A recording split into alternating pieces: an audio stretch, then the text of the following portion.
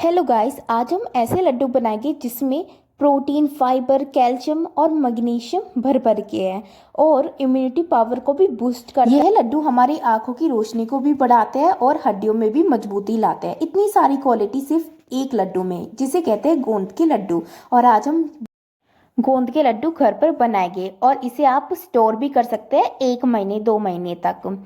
और आप हमारी वीडियो देख लेते हैं पूरी, पर आप हमारे चैनल को सब्सक्राइब नहीं करते। प्लीज़ हमारे चैनल को सब्सक्राइब कीजिए और लाइक कीजिए इस वीडियो को। चलिए बनाते हैं। तो यहाँ पर हमने 1.5 केजी चीनी ले ली है। अब इसको आपको मिक्सी में ग्राइंड करना है, मतलब दरदरा पीसना है। जब आप पीस दोगे तो यहाँ पर आप देखोगे कि कुछ चीनी के पीसेस है वो बिल्कुल भी दरदरे पिसे नहीं है, तो आप उनको फिर से मिक्सी में डालकर आप फिर से ग्राइंड कर सकते हो। और जो पिस चुकी है उसको साइड रख दीजिए। अब देखिए हमारी सारी की सारी जो चीनी थी वो बिल्कुल दरदरी पिस चुकी है। हम यहाँ पर अब गोले का यूज़ करेंगे। आपको इसको पतले पतले पीसेस में लेना है और फिर आपको मिक्सी में ग्राइंड करने के लिए छोड़ देना है। हम गोले का इसलिए यूज़ ले रहे हैं, एक तो ये हमारे बैक्टीरिया से बचाव करता है और इम्यूनिटी को मजबूत करता है, बूस्ट करता है।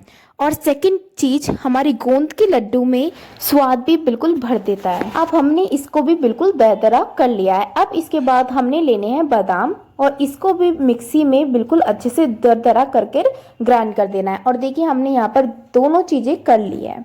अब इसके बाद हम लेके थोड़ी सी काली मिर्च। काली मिर्च हमारी सेहत के लिए बिल्कुल अच्छी रहती है। इससे हमें ठंड भी नहीं लगती और सर्दियों में जितनी बीमारियां है उससे आप दूर भी रहते हैं और इसका सेवन करना बहुत ज़रूरी है। अगर आपको पसंद नहीं है तो आप नहीं भी डाल सकते, ये बिल्कुल ऑप्शनल है। आपको डालना है तो डालिए और नहीं डालना तो मत डालिए। अब आपको यहाँ पर लेना है घी। तो यहाँ पर हमने 1 किलो घी लिया है। अभी हम पहले गोंद को थोड़ा सा रोस्ट करेंगे।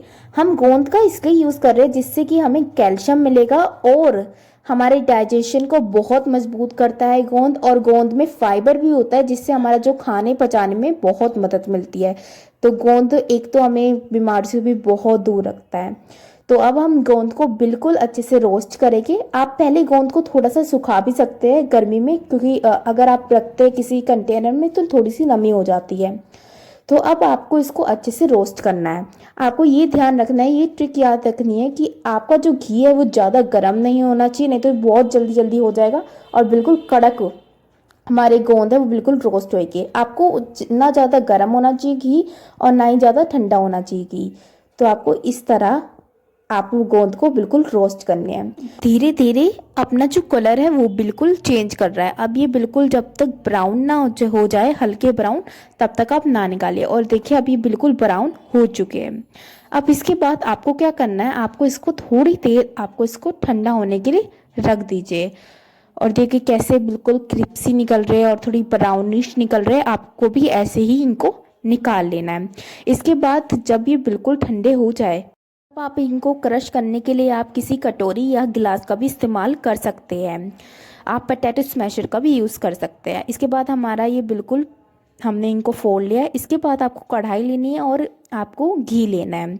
और देखिए हमारा जो घी है वो हमने घर पर ही बनाया था और इसकी वीडियो हमारी यूट्यूब पे है और मैं ऊपर भी आपको आई बटन दे दूंगी, जिस पे आप क्लिक करोगे तो ये वीडियो आ जाएगी। और आपको वीडियो के एंड में भी ये वीडियो डाल दूंगी मलाई से घी कैसे बनाएं। चलिए बनाते हैं। और अगर आपने मेरा चैनल सब्सक्राइब नहीं करा तो आप सब्सक्राइब भी कर लो प्लीज़।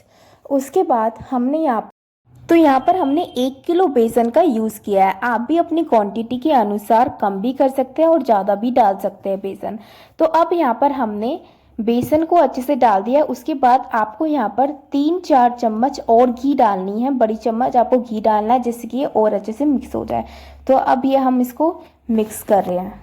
और आपको ये याद रखना है कि आप इसको चलाते रहेंगे, नहीं तो आपका जो बेसन है वो लग जाएगा नीचे और आपके बेसन में से बदबू आएगी। तो इसको आपको बिल्कुल अच्छे से चलाते रहना है। इसके बाद आपको इसको चलाते रहना है और इसमें जब तक एक अच्छी सी सुगंध ना आ जाए, मतलब ये थोड़ा सा ब्राउन भी नहीं, बिल्कुल हल्का सुनहरी रंग में ना आ जाए, तब तक आपको पूरे घर में इसकी जो खुशबू है वो फैल जाएगी।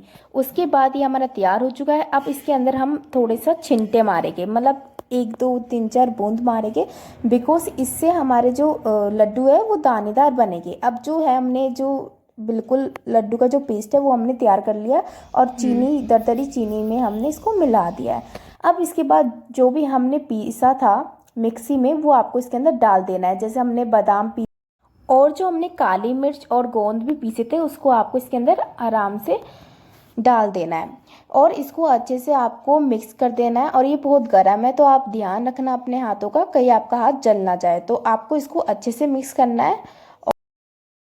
इतने आप हमारी वीडियो को लाइक कीजिए और आपको ये वीडियो कैसी लग रही है और आप ये घर पे ज़रूर बनाओगे तो प्लीज़ हमारे कमेंट में ज़रूर अपना फीडबैक ज़रूर लिखना। उसके बाद हमने इसको अच्छे से मिक्स करना स्टार्ट कर दिया और आधा तो ये मिक्स हो भी चुका है। आप इसे हाथों से भी कर सकते हो, पर क्या है अगर आप हाथों से करोगे तो आपका हाथ जल भी सकता है क्योंकि बहुत गर्म है। अब इसके बाद हमने मिक्स कर लिया है। आपको हमेशा ये बात याद रखनी है कि जब भी आप गोंद के लड्डू बनाएंगे तो आपकी जो गैस है उसकी जो फ्लेम है वो लो होनी चाहिए, नहीं तो सब कुछ जल जाएगा। या आप फिर बेसन का भी कर रहे थे तो आपकी जो गैस है वो लो से मीडियम होनी चाहिए, ये नहीं कि मीडियम हो, लो होनी चाहिए।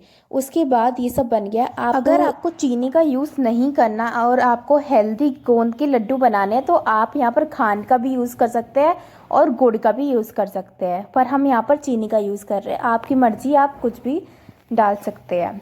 उसके बाद हमने यहाँ पर जो सूखा नारियल है उसको यहाँ पर ग्रेटेड कर दिया था, मतलब घिसकर यहाँ पर डाल दिया, जिससे इसका जो स्वाद है वो और भी अच्छा आए।